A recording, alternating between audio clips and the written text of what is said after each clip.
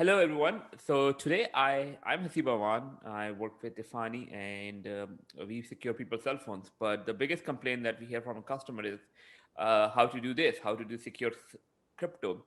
And frankly, I have been in the industry for so long, but at the same time, I'm not up to date about what are the tools used. So I said, why not talk to the experts who can talk your language? And so I requested Kyra to be on the podcast, which you can listen to and educate yourself on how using simple steps you can actually secure your crypto. And frankly, there's no chargebacks in crypto. No one will come to help you out once you lose your crypto. There's no one, literally. And I can guarantee you that you cannot call anyone, no support, no nothing.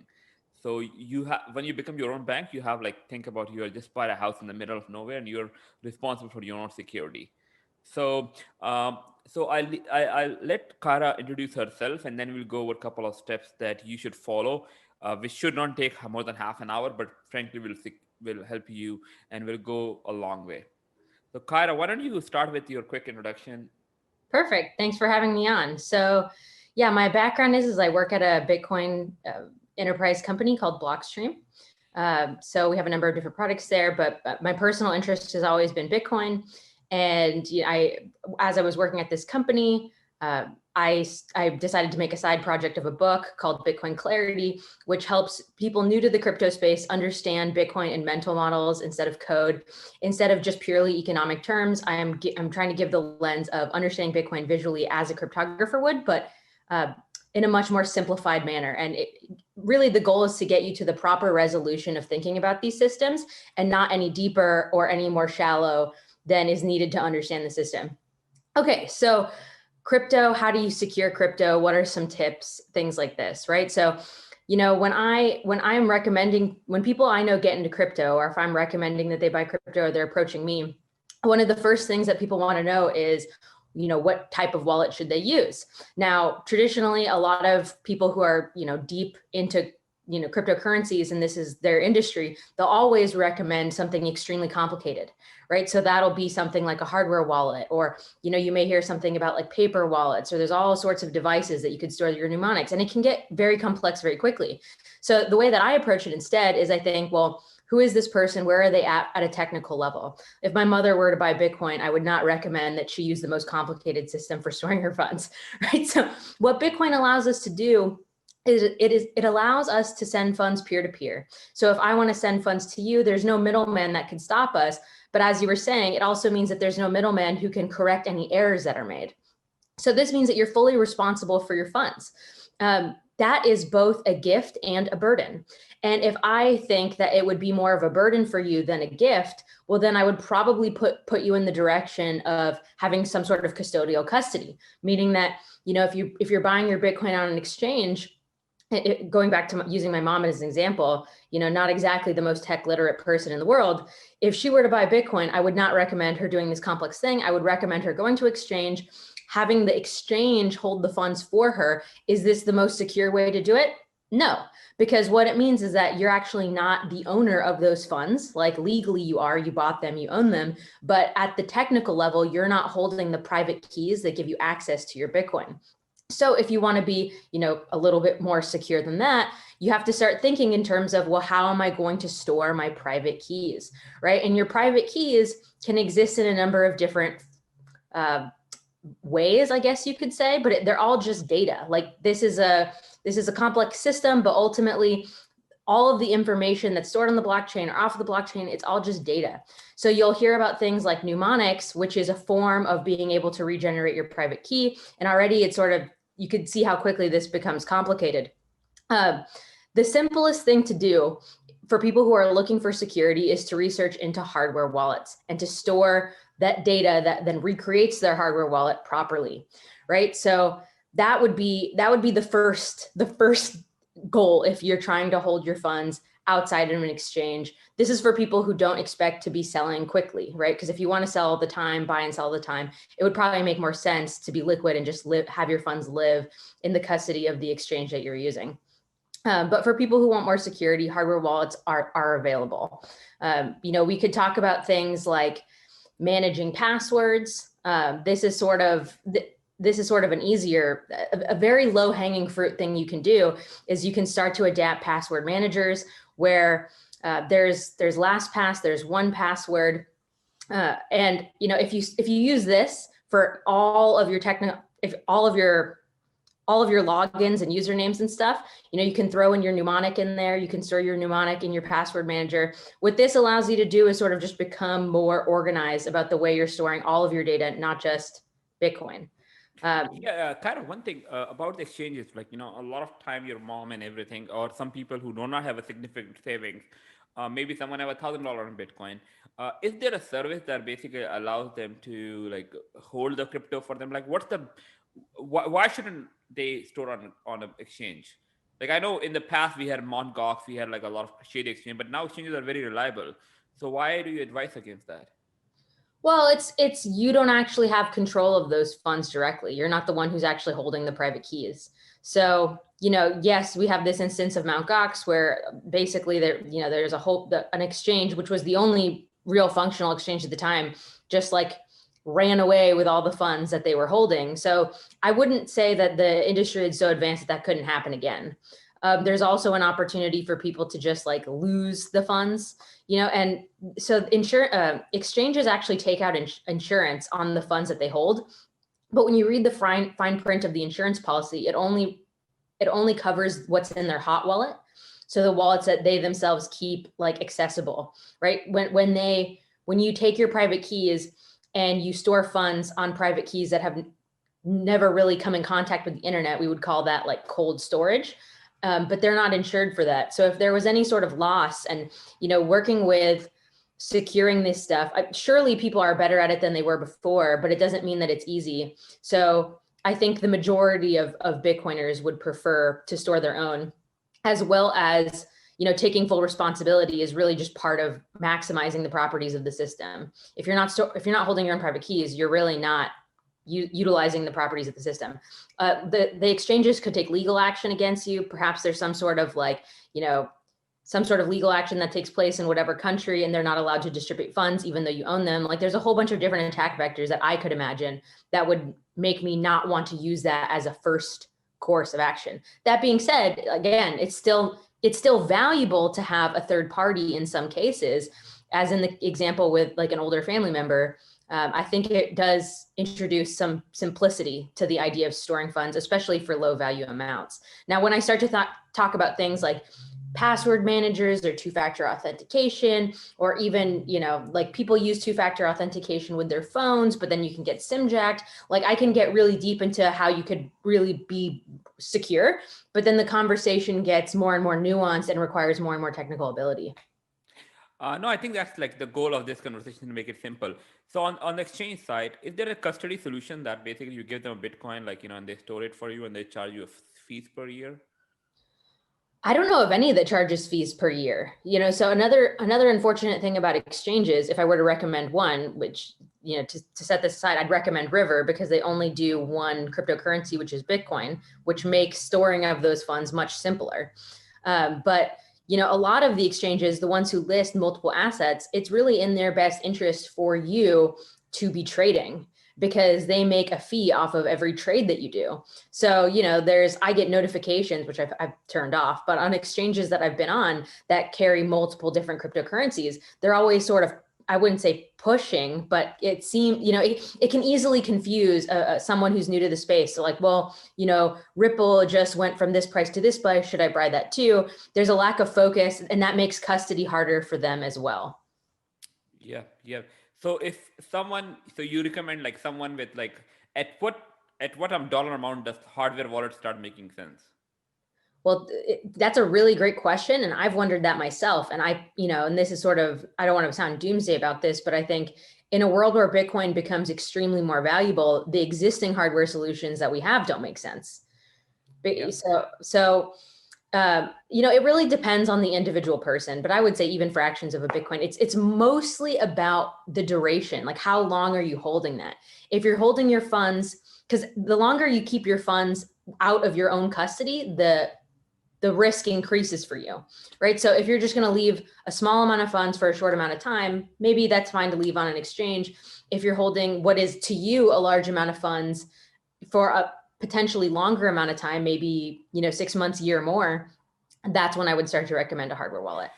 And if there are hardware wallet easy to use for a new consumer, like someone who can just use Microsoft Word and computer, is it something? Is it like an easy process, or it's like kind of So confusing? actually, it is easy, but I would say this is what you must do if you're going to buy a hardware wallet. And unfortunately, the goal of this video is simplicity, but I do have to say, there are risks.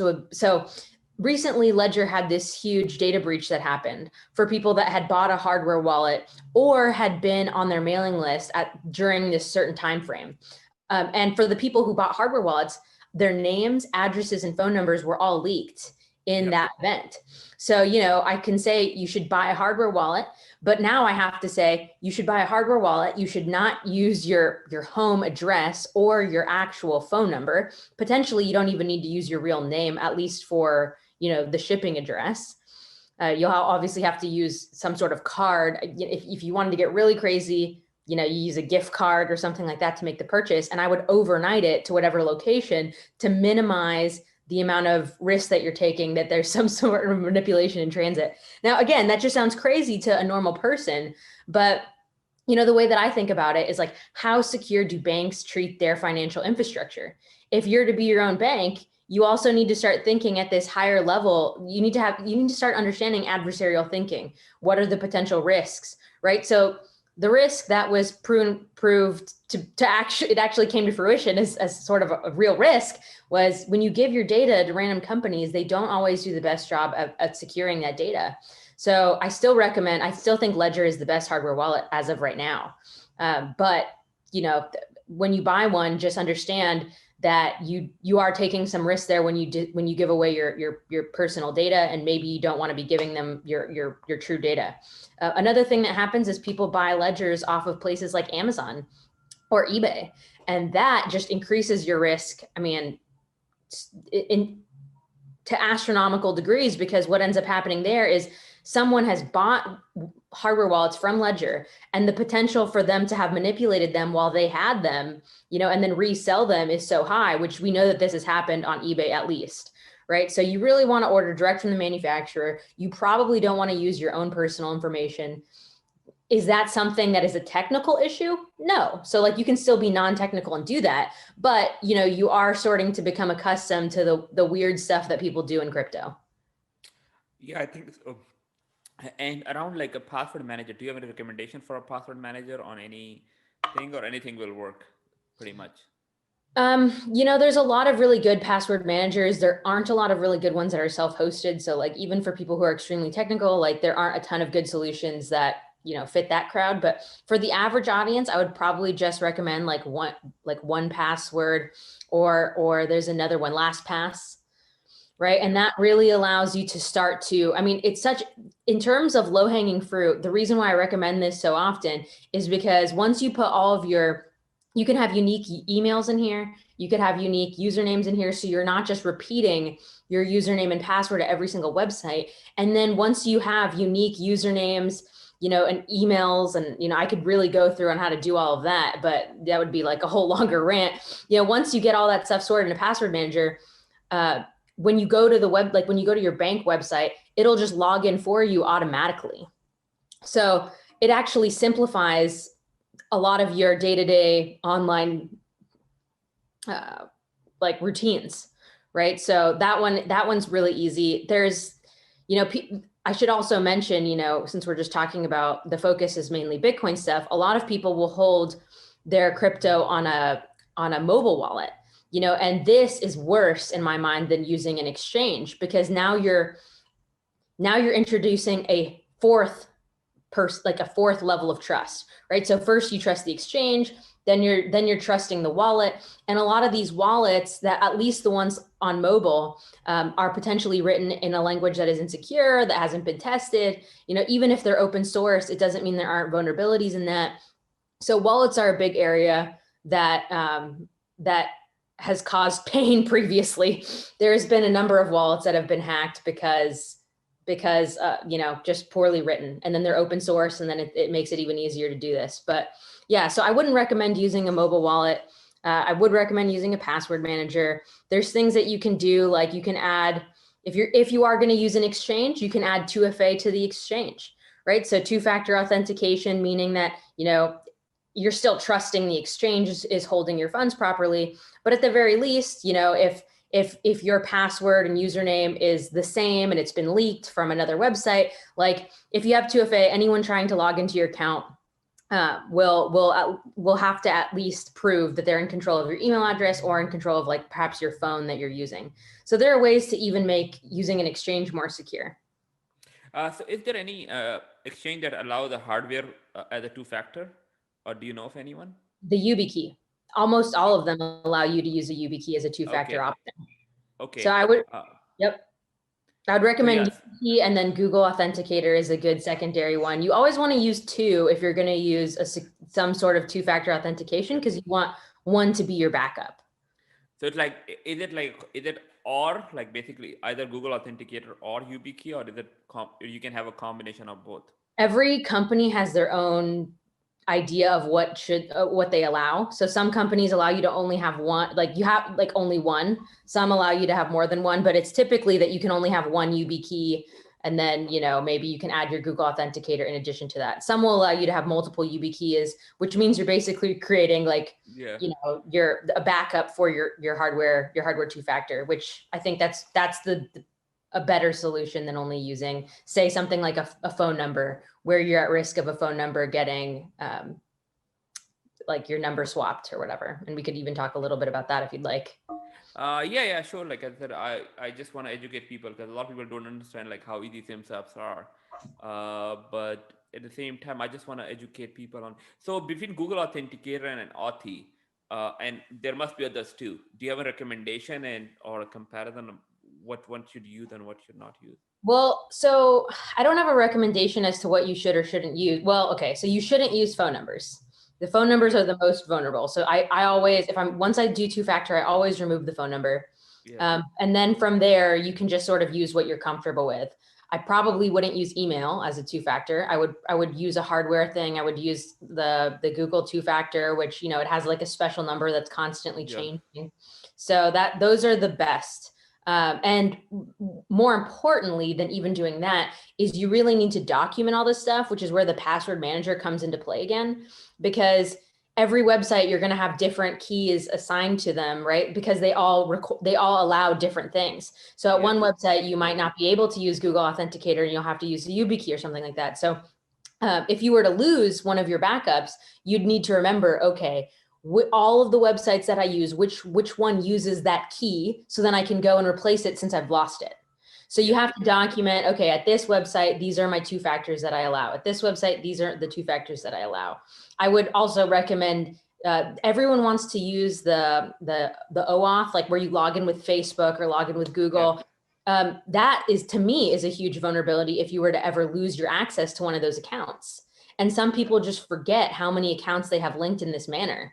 So I remember when I was going through this and really organizing my own system, I learned that like Calendly, which is, a pretty important scheduling tool, only allows login with OAuth. And, if you ever lose access to your email, you probably would want to remember that. So the password manager is really great for developing your whole SecOp design, really, your whole security operation design. And, Bitcoin can sort of be in the motivation for doing all of this, but it helps So in on, more areas than just Bitcoin. so on the hardware wallet, have you ever came across a case where hardware wallet just went like it's ultimately the hardware, right? That they just failed or something. Hardware wallets can fail. You should have a backup.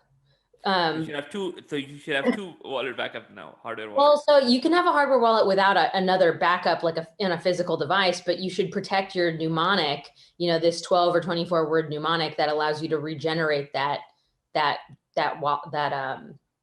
hardware wallet. I would also say that something that's a little bit, I would not talked about in the space is that, you could create a mnemonic, and almost all the wallets will push you to write your mnemonic down at the time that you're generating the wallet. Like that's the very first thing they'll have you do. You should make a note as to which wallet you created that key on, because they don't all work cross device. Correct. So I may have a ledger and I put in an engrave and it may not work. Is that the question? Exactly. Exactly. Yeah. And I've had people who were my friends who, you know, bought Bitcoin and I'm like showing them how to do all this stuff. And they'll like get a 24 word mnemonic, which is actually no more secure than a 12-word mnemonic. But then Yep. when it comes to regenerating their device, the device will prompt them and be like, oh, do you want to put in your 12 or 24 word? They put in 12 words, even though they had a 24 word mnemonic. And they're like, oh my gosh, I lost my Bitcoin because they didn't understand like what the mnemonic actually represented. And it represents the number that is used to regenerate your exact private key. So, you know, if you're trusting the software to regenerate your private key out of this word mnemonic, it's got to be the exact same software every time because there's slight differences between them. No, that's very interesting. So, for average consumer, just to recap: password manager, two-factor, and hardware key. Yep. And that is a huge technological burden, but it you know, you have to decide for yourself if that's the level you want to get to protect your funds. Okay, and how long does this take for someone to set up a hardware wallet? To set up a hardware wallet is easy, but to design the whole system that I'm talking about might be a full weekend. Oh, full weekend. Okay, okay. Yeah, if you're going to go through and like change all your email addresses and reassign unique passwords and, you know, really document this stuff properly, that would probably be a full weekend for anybody. But to But just set up a hardware wallet is maybe an hour of time. but why do you recommend changing email addresses? Because most people reuse passwords, and passwords, like when you go to a website and you type in your username and your password, if you do the same username and password at every single website you go to, which honestly is just most people, if that combination is ever leaked in some sort of data breach, then people will just look. You know, there's this wonderful website called Have I Been Pwned, and you type Yeah. in your email address there, and then you can see all the times where your email address was involved in a leak. Sometimes passwords are leaked with those email addresses. So if you're reusing passwords, it might almost be trivial for someone to break into any one of your online accounts because, you know, knowing your name, I can probably guess what your email address might be. Or I can even take out social security numbers, and uh, certainly you can also find out personal, very sensitive information like date of birth, who lives with you, just by your telephone number. Exactly, exactly. So we're just, you know, knowing that and knowing that this is probably going to get worse, not better. You know, I really recommend making unique email addresses, unique passwords at every single place so that, you know, if in the inevitability that this is going to happen where something's going to get leaked, you're more protected and you can have peace of mind. One thing, a tip I want to give it to you, and maybe you probably know it, but you can add plus signs. If my name is Hasib and my email is hasib@gmail.com, so I can add Hasib plus like Libra at gmail.com. And then if someone try to hack and they will try plus, and that may not work for that Exactly. change, but it worked for the email. Yep. That really reduces a lot of, I think that's a great idea. Kyra, so if someone have to learn about your book or like learn more about your website and contact you, what's the best way for them to reach out to you? You can follow me on Twitter at Kiara Bickers, or you can find my book on Amazon. So Kiara And what's the Bickers, name of the book? Bitcoin Clarity. Bitcoin Clarity. So that's easy. You want to get clarity on Bitcoin, you get Bitcoin Clarity. That's pretty good. So I recommend everyone to follow her. I think I'm follow her, and I'll certainly order your book today. And I'm looking forward to reading that because the biggest challenge with crypto is like it's amazing, but people always say that, hey, I wish if you would have bought this many Bitcoin in 2010, you'll be worth this much money. I said, man, anyone who bought it will have lost Bitcoins. It wasn't an easy job. It's not as easy as it is right now. You will have Mt. Gox, you will have ledger hacks, you will have multiple other kinds of True. hacks, and you will have lost everything. Like I wish if we had then, but there are thousands of scams that happen. So please protect yourself, and these scams will only and only go further. Any final words, Kyra? Yeah, you know, one of the things that I often say is that, you know, Bitcoin is a really interesting technology, but the catch to it is you need to be able to understand it to the degree that you're willing to trust it, right? So it's this trustless system, but no one's going to buy into it unless they understand it enough to trust it. So that's really the goal of this conversation, as well as the book Bitcoin Clarity, is to get people just enough understanding to be able to believe that it actually works. Yes, absolutely. Like I said, spend some time. Like I know Bitcoin gains. Like we are at all-time high right now. I think $33,000, something like that. And Always frankly, attract new users. sorry. Every time we have a hype cycle, it always attracts new users. Yeah, it attracts, and frankly, a lot of people do not know how to secure it. And I'll tell you, Yes. Bitcoin is different, Ethereum is different, every different currency is different, right? So, and you can buy a fraction of Bitcoin too. If you don't have $30,000, you can buy with $3 as well. I Just literally have FYI. does this. Yeah. Yeah, don't start buying like cheaper currencies, which basically we call shit coins or other coins, or just because they are cheaper. No. And there will be nothing that will replace Bitcoin. Well Okay. said. Okay. Okay. Thank you, Kyra. Thanks for having on the show. And please, I hope all of listeners will follow her on Twitter and buy her book on Amazon. Thank you. Bye bye. Bye.